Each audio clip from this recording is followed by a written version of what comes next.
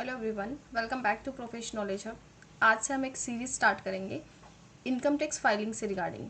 हमें पता है कि जो 31 जुलाई है वो लास्ट डेट है income tax filing for assessment year 23-24। तो उसके रिगार्डिंग ये जो वीडियोस है वो अकाउंटेंट्स एंड प्रोफेशनल्स के लिए तो इम्पॉर्टेंट है ही है, बाकी जो टैक्स पेयर है जिनको अपनी रिटर्न फाइल करवानी है उनके लिए भी ये सीरीज़ बहुत इंपॉर्टेंट रहेगी, क्योंकि आपको एटलीस्ट आपको नॉलेज होना चाहिए कि क्या क्या डॉक्यूमेंट्स आपको फाइलिंग के लिए आपको देना है।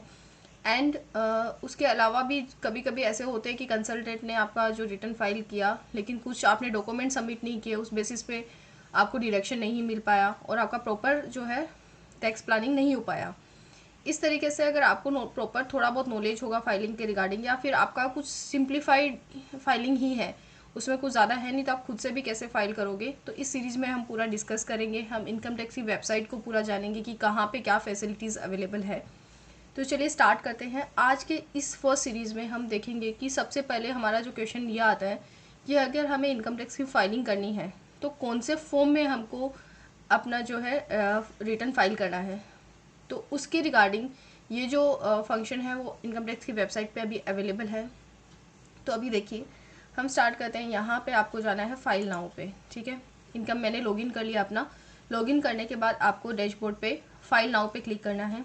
यहाँ पे आपको अपना सेलेक्ट करना है असेसमेंट ईयर 23-24 ऑनलाइन फाइलिंग पे आप क्लिक करोगे। एंड यहाँ पे जब आप कंटिन्यू करोगे स्टार्ट न्यू फाइलिंग, ठीक है। अब आपको अपने हिसाब से कैटेगरी सेलेक्ट कर लेनी है। अगर आप इंडिविजुअल हो तो इंडिविजुअल, एचयूएफ है तो HUF, and others like companies, partnership form, एलएलपीज, अगर जो भी आपको जिसकी भी रिटर्न फाइल करनी है वैसे आप सेलेक्ट कर लोगे।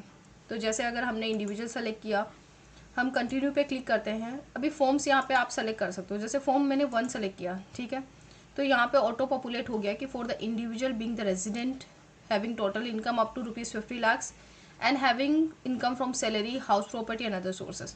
अगर आपकी ये 3 हेड से इनकम है, सैलरी से या हाउस प्रॉपर्टी अदर सोर्स है, तो आपके लिए ITR 1 एप्लीकेबल है। इसी तरीके से अगर ITR 2 को अगर हम सेलेक्ट कर लेंगे तो यहाँ पॉपअप आ जाता है कि for individuals and HUF not having income from business and profession. Same अगर ITR 3 सेलेक्ट करेंगे तो for individuals and HUF having income from business and professions, ठीक है।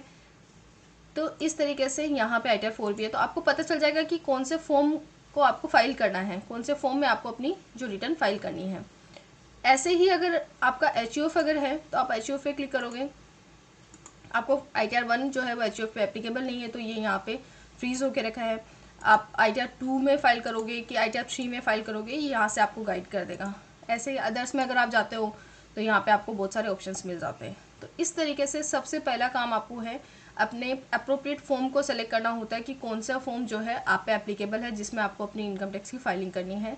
वो आप इनकम टैक्स की वेबसाइट पे लॉगिन करके यहाँ पे फाइल नाउ पे जाके एंड चेक कर सकते हो कि कौन सा फॉर्म जो है वो आपके लिए एप्लीकेबल है। ऐसे ही इन्फॉर्मेटिव छोटे छोटे जो वीडियोज़ है हम इस सीरीज़ में स्टार्ट करेंगे। एंड 31 जुलाई जो है लास्ट डेट है, उससे पहले पहले हम सारा कवर अप करेंगे कि कैसे आपको फाइलिंग करना है, क्या क्या डिडक्शंस आपको अवेलेबल है, कैसे कैसे आपको फाइलिंग कंप्लीट करनी है बिफोर ड्यू डेट।